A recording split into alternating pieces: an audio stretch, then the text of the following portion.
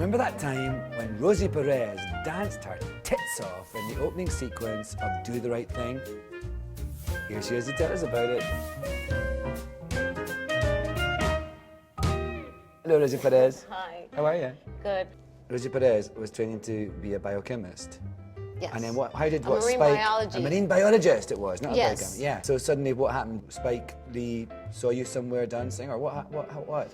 No, what had happened was that we would go to this club called Florentine Gardens, and there was a Soul Train talent scout, and he saw me dancing, and he said, "Would you like to be on Soul Train?" I was like, "Are you kidding me?" Yes. And I said, "Well, can my girlfriends come with me?" And he says, "Well, I need to see them." And we all look like well put together hookers, basically. That was our style. That's a good look. Yeah, right? If you Isn't can it pull cute? it off, it's a really good look. Yeah, I know, right? And so he goes, "Oh yes, they could come." And so we were dancing on Soul Train, and we didn't take it seriously. We thought it was a gas. So that get paid for helped you with college, did it? They didn't pay us. We didn't get paid? Our payment was a 2-piece Kentucky Fried Chicken lunchbox. Shut up. Seriously? You had the option. I hope it was white meat. Actually, everybody would fight over the white meat, which was hilarious. And you would either get a lunchbox with a biscuit or with smashed potatoes. So that was the fight.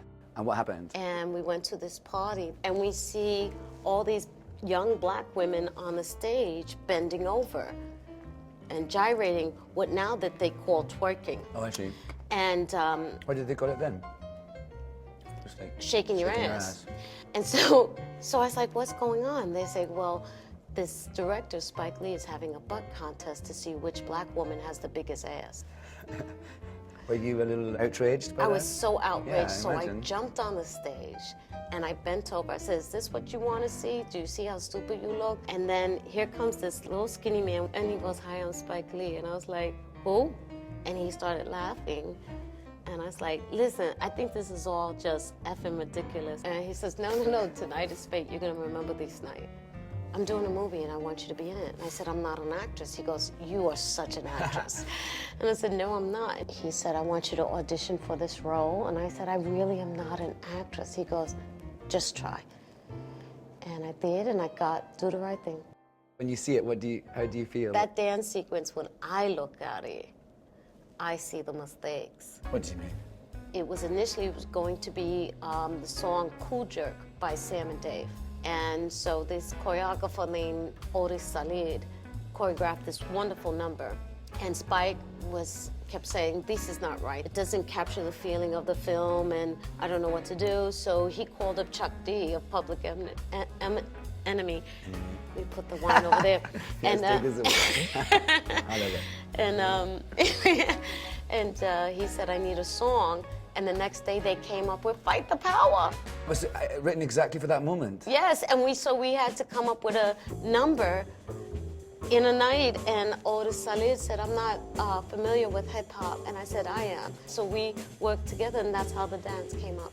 How long did you have to do it for? It must have been exhausting, wasn't it? It was very Like, exhausting. at it all the It was time. 8 hours. Jeez. 8 hours. I was going home with ice packs on my elbows, and my hip was killing me.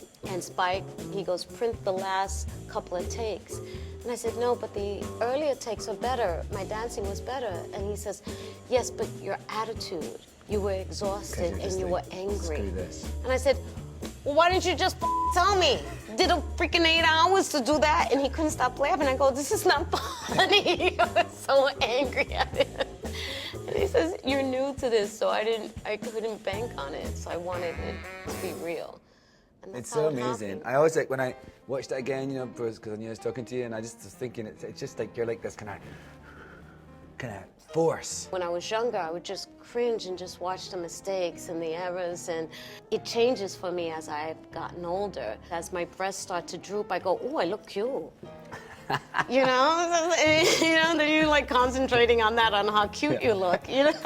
And, now I sit there and I'm looking at it like, wow, what a beautiful moment. Oh, that's Oh my God, this is awesome. Look at what I got to do. And oh my gosh, this is going to be So forever when you in remember time. that time, Yes. it's in a lovely, that's so nice. Yeah. I wish my breast was still up here. That's the only regret of getting older. Your boobs. I had gorgeous boobs. You still have gorgeous boobs, Rosie Perez. Thank you. with the $100 bra.